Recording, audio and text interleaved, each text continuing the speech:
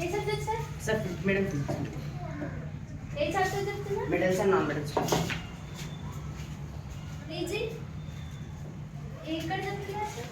Madam lustrous material and non lustrous చెప్పినారా already? చెప్పలే madam, ఇంకా ఇప్పుడు ఇది ఒక ఇంట్రొడక్షన్ ఉందో చెప్పాను. సార్ చెప్పిన దాంట్లో నీకు ఏం అర్థమైందమ్మా?